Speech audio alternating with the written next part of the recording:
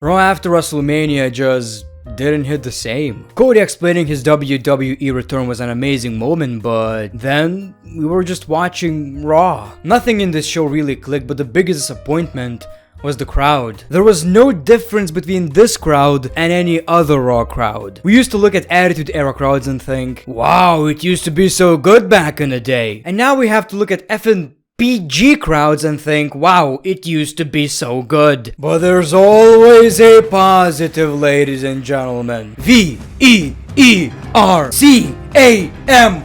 Veer Mahan finally came to Raw. He came all over the place. Pop the champagne, sing, dance, touch the grass, go wild and celebrate. Because no FAP is over. Virgins rise!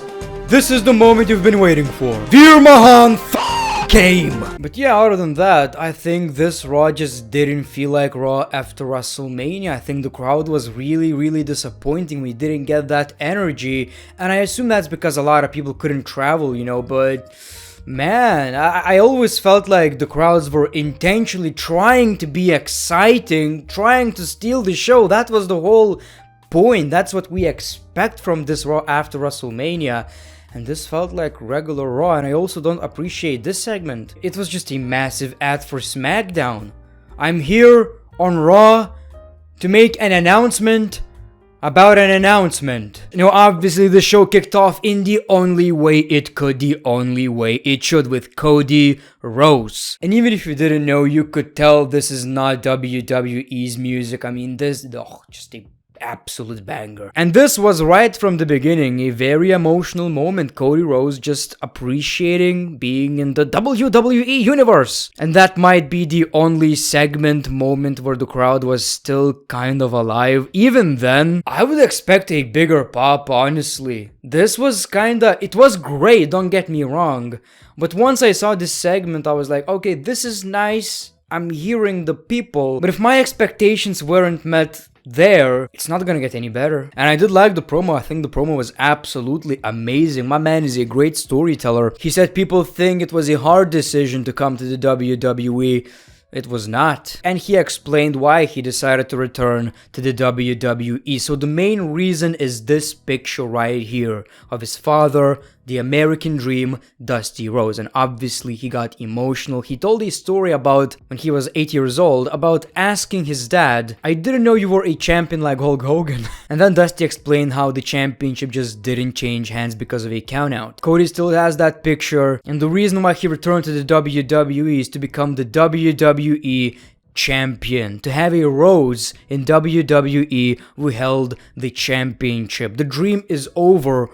Or is it? He's doing it for the fans, he's doing it for himself, and he's doing it, he gets emotional, for the American Dream, Dusty Rhodes. We see Seth Rollins interrupting, he's dancing, all smiles, and we assumed this is going to be the rivalry, but I'm not sure at this point. Cody wanted to shake Seth Rollins' hand, and Seth Rollins accepted. They shook hands, and that was basically it. A show of respect. I don't know what you got out of this segment. I think Seth Rollins was like, yeah, we had an amazing match and you earned my respect. You deserve to be in the WWE. You deserve to be in the big leagues, kid. It's awesome. This was an amazing promo, very emotional. Cody is really good. This really felt like Raw after WrestleMania, for the most part. And I was like, okay, this is about to be good. This show is probably going to be really packed. Now when it comes to Cody and the WWE Undisputed title, there's a separate video I really want to make on this topic because I have a pretty strong opinion on it. Then we saw Sasha Banks and Naomi, the new WWE Women's Tag Team Champions, versus Rhea Ripley and Liv Morgan. So this was a pretty decent match. We saw the cool new tag team finisher from Naomi and Sasha Banks, and they pinned Liv Morgan, which is the biggest takeaway. So since Liv Morgan got pinned, Rhea Ripley is angry. She leaves Liv Morgan in the ring, insinuating that, okay, this tag team is not working. I'm back to playing with superheroes. Almost superheroes. But then we saw a backstage segment where Rhea Ripley explained she got a championship match next week on Raw for the women's tag team titles. So in my opinion, here's what's going to happen. They're going to lose obviously, and then Rhea Ripley is going to turn heel. I wouldn't even be surprised if she's going to join, and this is not even my, take, I saw this on Twitter, if she's going to join Edge and Damien Priest, because she just really fits in. And when it comes to the new WWE Women's Tag Team Champions, so far it seems like the only time the Women's Tag Team titles actually matter is when Sasha Banks is a champion. Oh yes, the great one. I agree with making such good points. I'm subscribing again. Mark, the man with an opinion that only matters. And then we saw Kevin Owens explaining that the only reason he lost is because he had back issues. Brother, I don't have problem to, putting over talent. I'm just have these back issues.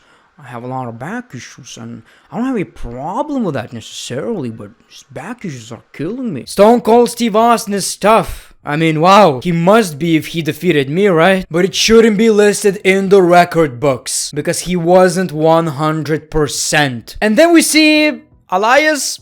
No? So let's talk about it. So we're seeing Elias, clean shaved, shorter hair, different attire, looks like a wrestler from Florida Championship Wrestling or someone from the 2000s or 2010s. Kevin Owens is like, Elias, what do you want? I'm not Elias. So they keep kind of arguing, you're Elias, stop. I'm not Elias. I'm his younger brother, Ezekiel. Obviously, Kevin Owens is not having it. Kevin Owens says, I'm going to count to 10 and I want you to leave the ring. So he counts to 10 but leaves the ring himself. Everyone is scared of Ezekiel. Okay, it's way too early to judge, and I don't want you to judge either. We don't know what WWE have planned. What's his gimmick? So far, he just looks like I just started wrestling. I went to the gym. I look amazing. I'm a professional wrestler. That's how he looks right now. No personality at all. He has a famous brother though, Elias.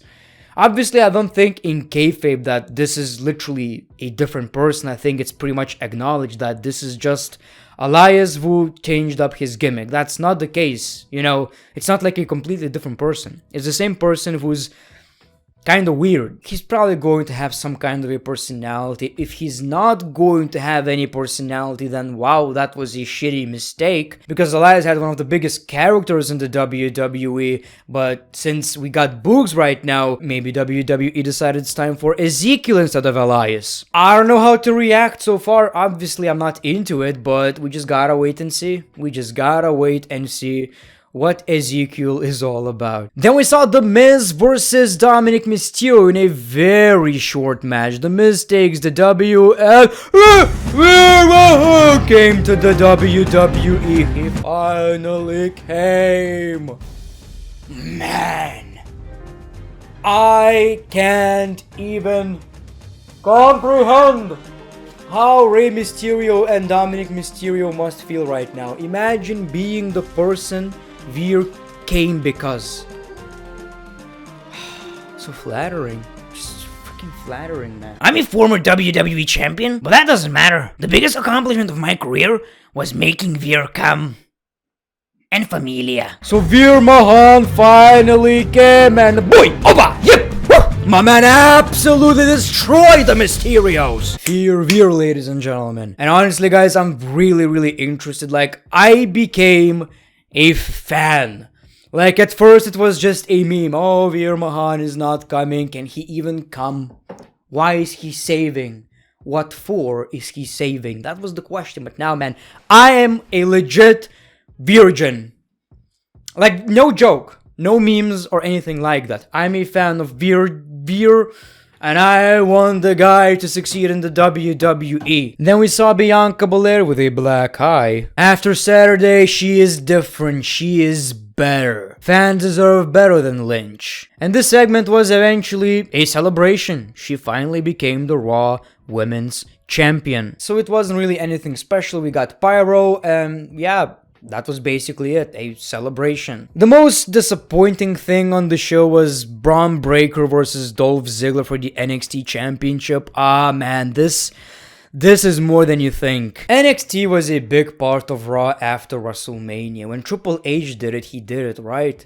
Seeing all these debuts, surprises, people reacting. And I think Vince McMahon was like, oh, that's obviously we're gonna keep that. It's one of the biggest things that the WWE Universe appreciates. And yes, they kept it. They gave us the NXT Championship. But nobody reacted.